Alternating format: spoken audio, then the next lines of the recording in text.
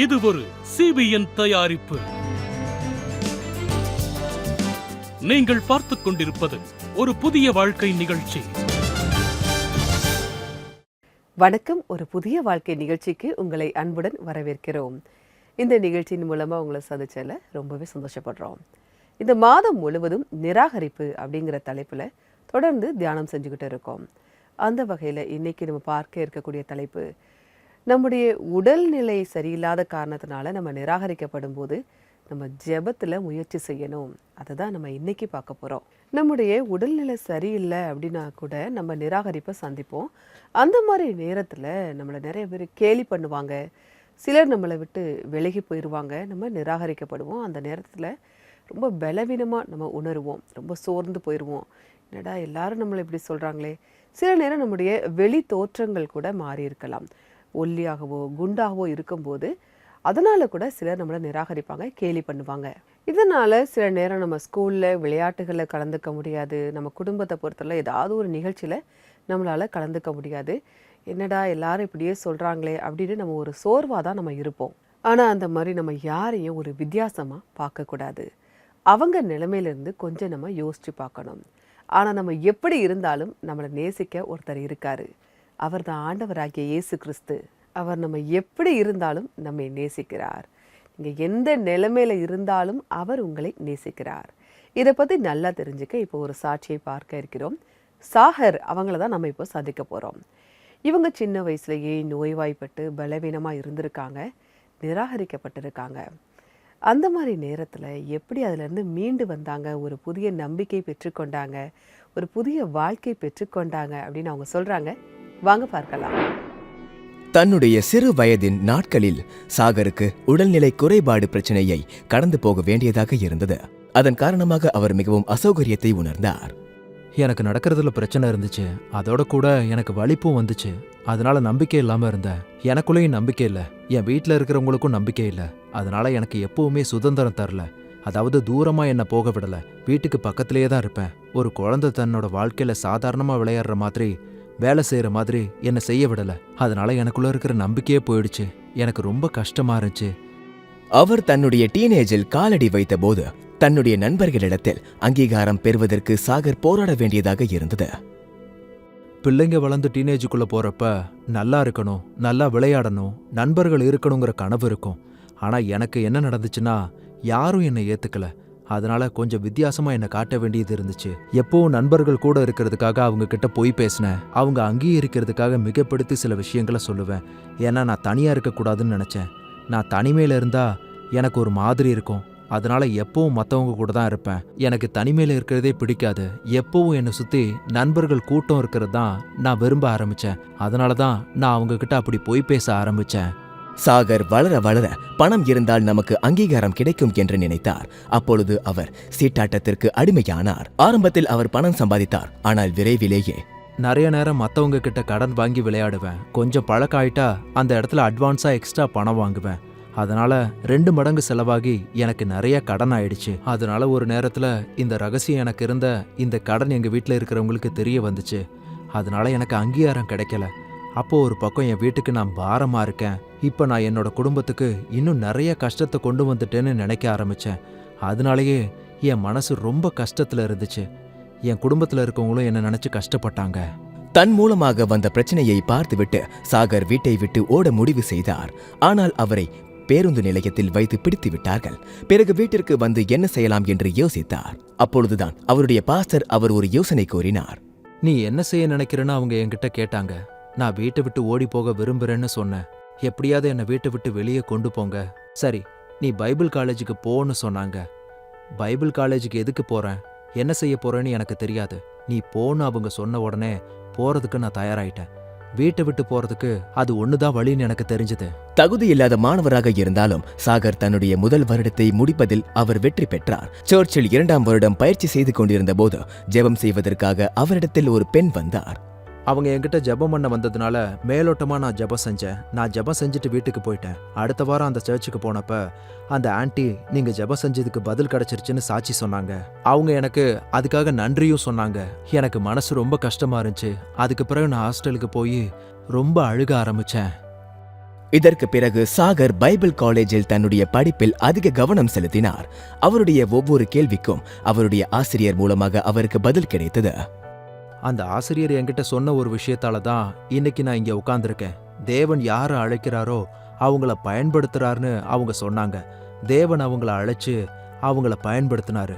அவர் ஒருத்தர் தன்னோட சொந்த விருப்பத்தின்படி தேவனோட ஊழியத்தை செய்யணும்னு நினைச்சா அவரை ஏன் தேவன் வரவேற்க மாட்டார்னு அவங்க என்கிட்ட சொன்னாங்க. அதுக்கப்புறம் தேவன் மேல இருக்கிற நம்பிக்கை எனக்கு இன்னும் அதிகமாச்சு. சாகர் அந்த வார்த்தைகளை ஏற்றுக்கொண்ட போது தன்னுடைய வாழ்க்கையை ஆண்டவர் இடத்தில் கொடுத்தார். விரைவிலேயே தன்னுடைய நம்பிக்கையின்மையை கட்டுப்படுத்துவதில் வெற்றி பெற்றார். இயேசு கிறிஸ்துவ என்னோட ரட்சகரா நான் ஏத்துக்கிட்டப்ப அதுக்கு பிறகு இந்த விஷயத்தை பத்தி நான் யோசிக்கவே இல்லை. நிறைய நேரம் இந்த விஷயம் என் மனசுல வந்தாலும் காலேஜ் ரொம்ப பிஸியா இருந்ததுனால, நல்ல ஜெபம் பண்ணதுனால நிறைய விஷயங்கள் கொஞ்சம் கொஞ்சமா என் மனசை விட்டு போயிடுச்சு. இன்னைக்கு என் மனசுக்குள்ள எந்த ஒரு தாழ்வு மனப்பான்மையும் இல்லாம இருக்கிறதுக்கு அதுதான் காரணம். தன்னுடைய பிடிஎச்ஐ படித்து முடித்த பிறகு சாகர் MDIV படிப்பை முடித்தார். இன்றைக்கு ஆண்டவருடைய ஊழியத்தை அவர் செய்து கொண்டு இருக்கிறார். ஆண்டவருடைய கிருபையை பார்த்து ஆண்டவருக்கு நன்றி சொல்கிறார். இன்னைக்கு நான் இருக்கிற இந்த நிலைமை செய்யற எல்லாத்துக்குமே தேவன் தான் காரணம். என் வாழ்க்கையில நான் உயிரோட இருக்கிற வரைக்கும் பரமபிதாவாகிய தேவனுக்கு என் வாழ்க்கை மூலமா நன்றி சொல்வேன். ஏன்னா அவரால் தான் இழந்து போன என்னோட வாழ்க்கை எனக்கு திரும்பவும் கிடைச்சதுன்னு நான் நம்புறேன். நன்றி சாகர், உங்களுடைய சாட்சிக்காக மிக்க நன்றி. தேவன் உங்களை ஆசிர்வதிப்பாராக. நம்ம உடல் ரீதியா மன ரீதியா நம்ம சோர்வா இருக்கும்போது அந்த சோர்வுகளை எல்லாம் நாம் தேவனிடத்தில் ஒப்படைக்க வேண்டும். அவர் நமக்கு ஒரு புதிய நம்பிக்கையை தருகிறார் அப்படிங்கிறத நம்ம சாகருடைய சாட்சியின் மூலமா நம்ம பார்த்தோம்.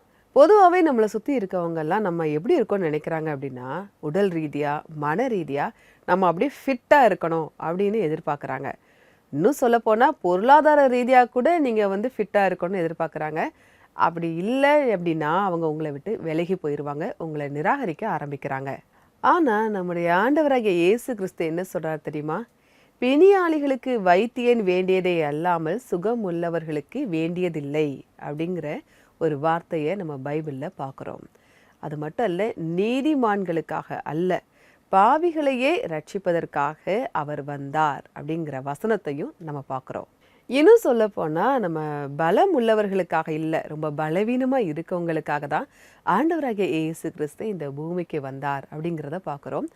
அவருடைய பலன் நம்ம இன்னும் மேம்படுத்தும். அந்த நிராகரிப்பிலிருந்து நம்ம மீண்டு வர அது நமக்கு உதவி செய்யும். இப்போ பைபிள்லேருந்து நம்ம ஒருத்தரை பார்க்க போகிறோம். ஒரு விபத்தால் தன்னுடைய உடல்நிலை பாதிக்கப்பட்ட ஒருத்தர் இருந்தார். மக்கள் எல்லாரும் அவரை கேலி பண்ணுறாங்க. அதுவும் அவருடைய உடல்நிலையை குறித்து கேலி பண்ணுறாங்க. பட்டப்பேரெல்லாம் வச்சு கூப்பிட ஆரம்பித்தாங்க. ஆனால் அவர் ராஜா முன்னாடி போய் நிற்கிறாரு. ராஜா எங்கே தன்னை கொலை செஞ்சிருவாரோ அப்படின்னு அவர் பயப்படுறாரு. ஆனால் அதற்கு அந்த ராஜா என்ன செஞ்சார் தெரியுமா? உங்களுக்காக அந்த வசனங்களை நான் வாசிக்கிறேன். 2 சாமுவேல் 9ஆம் அதிகாரம் 3-7 வசனங்கள். அப்பொழுது ராஜா, தேவன் நிமித்தம் நான் சவுலின் குடும்பத்தாருக்கு தயை செய்யும்படி அவன் வீட்டாரில் யாதொருவன் இன்னும் மீதியாய் இருக்கிறானா என்று கேட்டதற்கு சீபா ராஜாவை பார்த்து, இன்னும் யோனத்தானுக்கு 2 கால்களும் முடமான ஒரு குமாரன் இருக்கிறான் என்றான். தாவீது அவனை பார்த்து, நீ பயப்படாதே, உன் தகப்பனாகிய யோனத்தான் நிமித்தம் நான் நிச்சயமாய் உனக்கு தயை செய்து உன் தகப்பனாகிய சவுலின் நிலங்களை எல்லாம் உனக்கு திரும்ப கொடுப்பேன். நீ என் பந்தியில் நித்தம் அப்பம் புசிப்பாய் என்றான். இந்த மேவி போசேத் யாரு அப்படின்னா, யோனத்தானுடைய மகனா இருக்காரு, சவுலினுடைய பேரனா இருக்காரு. சவுல் யாரு அப்படின்னா, தாவீதை கொல்லணும் அப்படின்னு துரத்திக்கிட்டே இருந்த அந்த சவுலுடைய பேரன் தான் இந்த மேவி போசேத்து. தாவீது நினைச்சிருந்தா மேவி போசேத்தை அவர் கொன்னு இருக்கலாம், அந்த பழி தீர்த்திருக்கலாம். அதாவது அவரை மட்டும் கொன்னுட்டோம் அப்படின்னா அந்த குடும்பத்துல யாருமே இல்லை, கம்ப்ளீட்டா அவர் எல்லாத்தையுமே அழிச்சிருந்த மாதிரி அவர் நினைச்சிருக்கலாம். ஆனா தாவீது அதை செய்யல. தாவீது அந்த தயவை மேவி போசேத்துக்கிட்ட காட்டுறாரு. தேவனுடைய தயவு நமக்கு எப்பவுமே நன்மையை தான் கொண்டு வரும். நம்ம ஃபிட்னஸாக இருக்கணும், நம்ம நல்லா இருக்கணும், உடல் ரீதியாக நல்லா இருக்கணும், அப்போ தான் மக்கள் நம்மளை ஏற்றுக்கிறாங்க. இல்லைன்னா நம்மளை நிராகரிக்க தான் செய்கிறாங்க. ஆனால் நம்முடைய தேவன் அப்படி கிடையாது. பலவீனத்தில் நேசிப்பது தான் தேவனுடைய அன்பு, தோல்வியில் நேசிப்பது தான் தேவனுடைய அன்பு.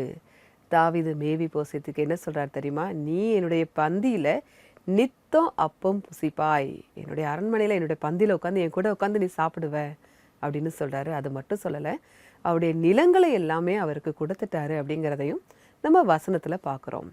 தேவனுடைய அன்பும் இப்படி தான் இருக்குது. நீங்கள் பலவீனமாக இருக்கீங்களா? மக்கள் உங்களை நிராகரிக்கலாம், ஆனால் நம்முடைய தேவன் என்றைக்குமே நம்மளை நிராகரிப்பது கிடையாது. நீங்கள் எப்படி இருக்கீங்களோ அப்படியே அவர் நம்மை ஏற்றுக்கொள்கிறார். நம்முடைய தேவன் அன்பின் தேவன். அவர் என் சத்துருக்களுக்கு முன்பாக எனக்கு ஒரு பந்தியை ஆயத்தம் செய்கிறார் அப்படிங்கிற வசனத்தை நம்ம பார்க்குறோம். அதனால் உங்களுக்காக அவர் ஒரு பந்தியை ஆயத்தம் பண்ணுகிறார். யார் உங்களை நிராகரித்தாலும் சரி, அவர் உங்களை என்னைக்கு நிராகரிக்கிறதே கிடையாது. உங்களுக்காக ஒரு பந்தியை அவர் ஆயத்தம் செய்கிறார். அது மட்டும் இல்லை, பலவீனத்தில் என்னுடைய பலம் பூரணமாய் விளங்கும் அப்படின்னு சொல்கிறாரு. அதனால் நீங்கள் பலவீனமாக இருக்கீங்களா? அவருடைய கிருபை நம்மளை வழிநடத்தும். பரிபூரணமாக நம்ம இடத்துல அது இறங்கும். நம்முடைய தெய்வன் நம்மை விட்டு விலகுவதும் கிடையாது, நம்மை கைவிடுவதும் கிடையாது. உங்களுக்கு ஏதாவது மனசில் ஏதாவது கவலைகள் இருக்குது, பாரங்கள் இருக்குது, நிராகரிப்புனால நீங்கள் ரொம்ப கஷ்டப்படுறீங்களா? அப்போ நீங்கள் தயங்காமல் எங்களுக்கு நீங்கள் கால் பண்ணலாம். எங்களுடைய நம்பர் 9910401010. இந்த நம்பருக்கு நீங்கள் வாட்ஸ்அப்பும் அனுப்பலாம். உங்களுக்காக ஜெபிக்க நாங்கள் தயாராக காத்துக்கிட்டு இருக்கோம்.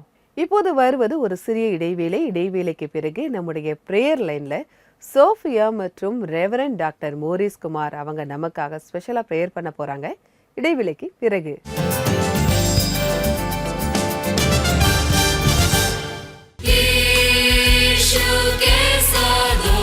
தேசிய தொலைக்காட்சியின் மூலமாக ஒவ்வொரு வீட்டிற்கும் சர்ச் கோயரின் பாடல்களை கொண்டு செல்வதற்காக ஒரு புதிய வாழ்க்கையின் அங்கத்தினராக ஆகுங்கள்.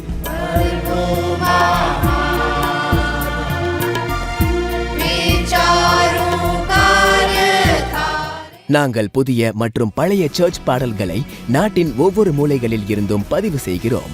மேலும் டிவி மற்றும் சமூக ஊடகங்கள் மூலமாக ஒவ்வொரு வீட்டிற்கும் இவைகளை கொண்டு செல்ல நாங்கள் தீர்மானம் எடுத்திருக்கிறோம். இந்த மகத்தான திட்டத்தை வெற்றியடைய செய்ய உங்களுடைய உதவி கண்டிப்பாக அவசியம். வாருங்கள், ஒன்று சேர்ந்து ஆராதனையில் கீதங்களை ஒவ்வொரு வீட்டிற்கும் கொண்டு செல்வோம். ஸ்கிரீனில் தெரிகிற QR கோடை ஸ்கேன் செய்து ஒரு புதிய வாழ்க்கை குடும்பத்தின் பங்காளராக ஆகுங்கள். இப்பொழுதே ஒரு புதிய வாழ்க்கை குடும்பத்தில் நீங்கள் இணையுங்கள்.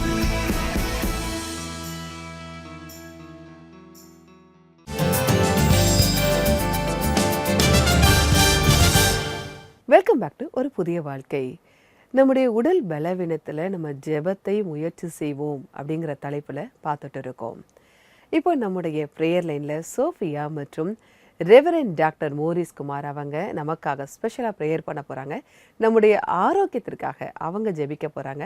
நாமும் சேர்ந்து ஜெபிப்போம். வணக்கம் நண்பர்களே, உங்கள் அனைவரையும் சிபிஎன் ப்ரேயர் லைனுக்கு வரவேற்கிறேன். இன்னைக்கு ஸ்பெஷலா உங்க ஆரோக்கியத்துக்காக நம்ம ஜெபம் பண்ணுவோம். Pastor reverend doctor Morris Kumar லக்னோல இருக்கிற அசம்பிளி ஆஃப் பிலீவர் சர்ச்சோட பாஸ்டர். அதோட மட்டும் இல்லாம மருத்துவ சேவைகளிலும் தன்னோட பங்களிப்பு அவரு கொடுத்திருக்காரு. Welcome pastor. நன்றி சோஃபியா. நமக்கு உடல்நிலை சரியில்லாதப்ப நிறைய சோர்வுகள் வரும். அப்ப ரொம்ப தனிமையை நாம உணர்வோம். குறிப்பா நான் நிறைய மருத்துவ முகாம்களை ஏற்பாடு செஞ்சிருக்கேன். அது மூலமா நிறைய பேர் பயனடைஞ்சிருக்காங்க. உடல்நிலை சரியில்லாதவங்கலாம் ரொம்பவே பயனடைஞ்சிருக்காங்கன்னு தான் சொல்லணும். ரொம்ப நல்ல விஷயம் பாஸ்டர்.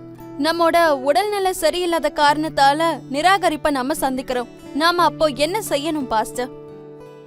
நமக்கு உடல்நிலை சரியில்லாதப்ப எந்த வேலையையும் நமக்கு செய்ய பிடிக்காது அப்படிங்கிற விஷயத்த முழுமையா நான் ஏத்துக்கிறேன். சுத்தி நிறைய பேர் இருந்தாலும் உதவி இல்லாதவங்களா நாம தனிமையை உணர்வோம். நான் இந்த விஷயத்தை மட்டும் சொல்லணும்னு நினைக்கிறேன். இந்த விஷயம் உங்களுக்கு போய் சேரணும்னு விரும்புறேன். நம்மோட பலவீனத்துல நம்ம தேவன் நம்மோட பலமா ஆகிறாரு. மத்தேயு 11வது அதிகாரம் 28வது வசனத்துல இப்படி எழுதியிருக்கு, வருத்தப்பட்டு பாரம் சுமக்கிறவர்களே, நீங்கள் எல்லோரும் என்னிடத்தில் வாருங்கள், நான் உங்களுக்கு இளைப்பாறுதல் தருவேன் அப்படின்னு எழுதியிருக்கு. குறிப்பா உடல்நல சரியில்லாம எல்லாம் செஞ்சு பார்த்தும் சரியாகாததுனால சோர்ந்து போய் இருக்கிறவங்க, வலிமை கிடைக்காமல் இருக்கிறவங்க தேவனுக்கு பக்கத்துல வாங்க, பைபிள் வசனங்களை வாசிங்க, நீங்க சுகமா உணர்வீங்க. அப்ப பாஸ்டர், நம்ம பார்வையாளர்களுக்காக நாம சேர்ந்து ஜெபம் பண்ணலாமா? நிச்சயமா நாம ஜெபம் பண்ணலாம். வாங்க. ஆண்டவராகிய இயேசு கிறிஸ்துவே, இந்த நேரத்துல ஆரோக்கியமா இல்லாததுனால சோர்ந்து போய் இருக்கிறவங்களுக்காக நாங்க ஜெபம் பண்றோம். அவங்களுக்கு எதை செய்யவும் விருப்பம் இல்லாம இருக்கு. தங்களை ஆதரவு இல்லாதவர்களாகவும் தனிமையா இருக்கிறவங்களாகவும் உணர்ந்து கொண்டிருக்காங்க. இப்ப நீங்க உங்க கைகளை நீட்டி அவங்கள சுகமாக்க நாங்க வேண்டுறோம். அவங்கள குணமாக்குங்க. முன்ன இருந்தது போல தங்களோட வேலையை செய்ய அவங்களுக்கு பலம் தாங்க. எங்க மேல அன்பு வச்சு எங்களை ஞாபகம் வச்சிருக்கிறதுக்காக உங்களுக்கு நாங்க நன்றி சொல்றோம். உண்மையாகவே இந்த ஜெபத்துக்கு நீங்க பதில் தந்து அவங்கள சரி பண்ணுவீங்க, குணமாக்குவீங்கன்னு எங்களுக்கு தெரியும். ஆண்டவராகிய இயேசு கிறிஸ்துவின் நாமத்தினால கேட்கிறோம். ஆமென். நண்பர்களே, உங்களுக்கு உடல்நிலை சரியில்லைன்னா அதனால நீங்க தனிமையா உணர்றீங்கன்னா நீங்க நம்பிக்கையை இழக்காதீங்க. ஜெபத்துல பலமும் வல்லமையும் நிறையவே பெருகும்.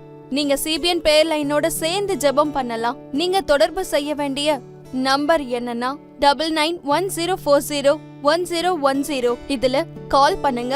இல்லன்னா எங்களுக்கு வாட்ஸ்அப் மெசேஜ்ல உங்களுக்கான ஜெப வேண்டுகோள நீங்க எங்க கிட்ட சொல்லலாம். நாங்க உங்களுக்காக ஜெபம் பண்ணுவோம். அடுத்த வாரம் வெள்ளிக்கிழமை மறுபடியும் நாங்க உங்களை சந்திச்சு சின்ன வயசுல உங்களுக்கு ஏற்பட்ட நிராகரிப்புக்காக நாம ஜெபம் செஞ்சு உங்களை அதுல இருந்து வெளியே கொண்டு வருவோம். அது வரைக்கும் நீங்க ஒரு புதிய வாழ்க்கை நிகழ்ச்சியை தொடர்ந்து எங்களோட ஹோஸ்டோட பாருங்க. Bye and take care. God bless you. நன்றி சோஃபியா மற்றும் பாஸ்டர் மோரிஸ், நீங்க எங்களுக்காக ஸ்பெஷலா ப்ரேயர் பண்ணீங்க. இது எங்களுக்கு ஒரு உற்சாகத்தை கொடுத்திருக்கு. தேவன் உங்களை ஆசீர்வதிப்பாராக. இந்த நிகழ்ச்சி பார்த்துட்டு இருக்க உங்களுக்கு ஏதாவது ஜெப உதவி இருந்தா நீங்க எங்களுக்கு கால் பண்ணலாம். எங்களுடைய நம்பர் 9910401010. இந்த நம்பருக்கு நீங்க வாட்ஸ்அப்பும் அனுப்பலாம். உங்களுக்காக ஜெபிக்க நாங்க தயாரா காத்துக்கிட்டு இருக்கோம். இப்போது வருவது ஒரு சிறிய இடைவேளை. இடைவேளைக்கு பிறகு நன்றி வெள்ளியை பகுதியை பார்க்கலாம்.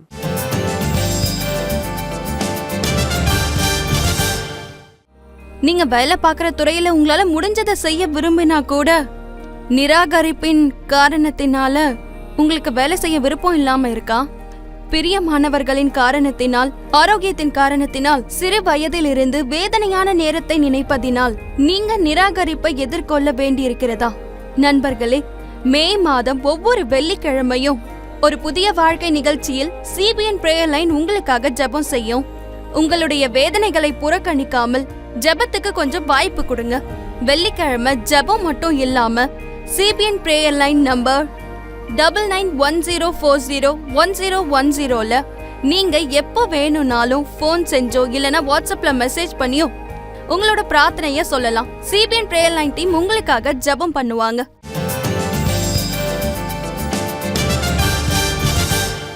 வெல்கம் பேக் டு ஒரு புதிய வாழ்க்கை. நம்முடைய உடல் பலவீனமான நேரத்தில் நாம் ஜெபம் செய்ய வேண்டும். ஜெபத்தில் தேவன் நமக்கு வல்லமையை தருகிறார் அப்படிங்கிறத பார்த்துட்டு இருக்கோம். அவர் நமக்கு வல்லமையை மட்டும் தர்றது கிடையாது, நம்மை அவர் அங்கீகரிக்கிறார்.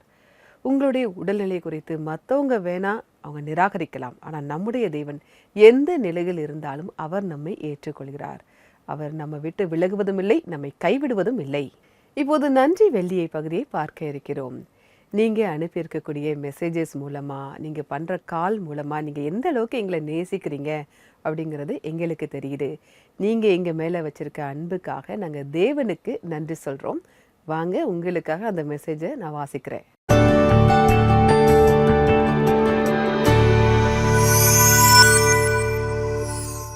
வந்திருக்கக்கூடிய முதல் மெசேஜ்: ஆண்டவருக்கு நன்றி. ஆண்டவர் என்னுடைய ஜெபத்திற்கு பதில் தந்தார். எனக்காக ஜெபம் செய்ததற்காக சிபிஎன் குழுவிற்கும் மிகவும் நன்றி. ஆண்டவராகிய இயேசு சிபிஎன் குழுவை பரிபூர்ணமாக ஆசீர்வதிப்பாராக. உங்க மெசேஜுக்காக மிக்க நன்றி. தொடர்ந்து நிகழ்ச்சிகளை பாருங்க, எங்களுக்காக நீங்க ஜெபம் பண்ணுங்க. வந்திருக்கக்கூடிய 2வது மெசேஜை நான் உங்களுக்காக வாசிக்கிறேன். கர்த்தருக்கு ஸ்தோத்திரம். இந்த நிகழ்ச்சிக்காக ஆண்டவருக்கு நன்றி. தினமும் எங்களுக்கு ஆவிக்குரிய உணவு கிடைக்கிறது, அதோடு ஆசீர்வாதமும் கிடைக்கிறது. சிபிஎன் குழுவிற்கு நன்றி. மிக்க நன்றி. நீங்க எங்க கூட ஆதரவா இருக்கீங்க, அதற்காக நன்றி. எங்களுக்காக நீங்க ஜெபம் செய்றீங்க, அதற்காக நன்றி. தொடர்ந்து நிகழ்ச்சிகளை பாருங்க, உங்க நண்பர்களுக்கும் நீங்க அறிமுகம் செஞ்சு வைங்க. உங்ககிட்டையும் இதே மாதிரி கருத்துக்கள் இருந்தா நீங்க எங்களுக்கு தெரியப்படுத்தலாம். எங்களுடைய நம்பர் 9910401010. இந்த நம்பருக்கு நீங்க வாட்ஸ்அப்பில் அனுப்பலாம். அப்படி இல்லை அப்படின்னா சிபிஎன் இந்தியா யூடியூப் சேனல்ல இன்றைய எபிசோடின் கமெண்ட் செஷன்ல பதிவு பண்ணலாம். இப்போது இன்றைக்கான பைபிள் வசனம் என்ன அப்படிங்கறத பார்க்கலாம். அதற்கு அவர், என் கிருபை உனக்கு போதும், பலவீனத்திலே என் பலம் பூரணமாய் விளங்கும் என்றார். ஆகையால் கிறிஸ்துவின் வல்லமை என்மேல் தங்கும்படி என் பலவீனங்களை குறித்து நான் மிகவும் சந்தோஷமாய் மேன்மை பாராட்டுவேன். 2 கொரிந்தியர் 12:9. நம்முடைய உடல்நிலை சரியில்லாம இருக்கும்போது நம்ம ரொம்ப பலவீனமா உணருவோம். அந்த மாதிரி நேரத்துல நம்ம பயப்பட வேண்டாம். ஏன் அப்படின்னா தேவனுடைய வல்லமை அந்த நேரத்துல நமக்கு பரிபூரணமா கிடைக்குது அப்படிங்கிறத இந்த வசனம் நமக்கு கற்றுக் கொடுக்குது. அவருடைய கிருபை நமக்கு எப்போதுமே போதும். இப்போது ஒரு ஆராதனை பாடலை பார்ப்போம்.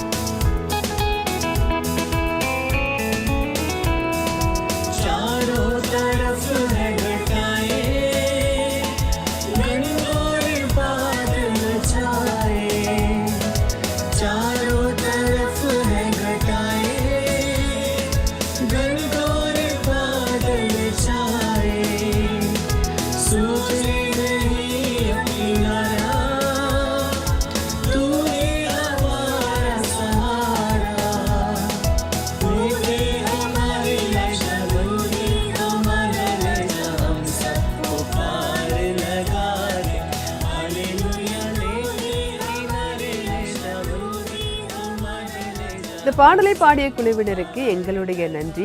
தேவனை துதித்து ஆராதனை செய்வோம் அப்படின்னு நீங்க எங்களை உற்சாகப்படுத்தி இருக்கீங்க. தேவன் உங்களை மேன்மேலும் ஆசீர்வதிப்பாராக. நம்முடைய எல்லா பலவீனத்திலும் தேவன் நம்ம கூட இருக்கிறதுனால அவரை நம்ம துதிச்சு ஆராதனை செய்யணும். நிகழ்ச்சியுடைய நிறைவு பகுதிக்கு வந்துட்டோம். சாகர் அவங்களுடைய சாட்சியை பார்த்தோம். அவங்களுடைய பலவீனமான நேரத்துல தேவனுடைய கிருபை எப்படி பலப்படுத்தியது அப்படிங்கிறத நம்மளால பார்க்க முடிஞ்சுது. அதே மாதிரி தேவனுடைய கிருபை உங்களுக்கும் பரிபூரணமாக கிடைக்க நாங்க உங்களுக்காக ஜெபிக்கிறோம். நான் வேறொரு எபிசோட்ல உங்களை சந்திக்கிறேன். அதுவரை கர்த்தருடைய கிருபை உங்கள் அனைவரோடும் கூட இருப்பதாக. God bless you. ஞாயிற்றுக்கிழமை உங்க குடும்பத்தோட நீங்க ஆலயத்துக்கு போங்க. தேவனுடைய கிருபையை நீங்களும் பரிபூரணமா பெற்றுக்கொள்ளுங்க.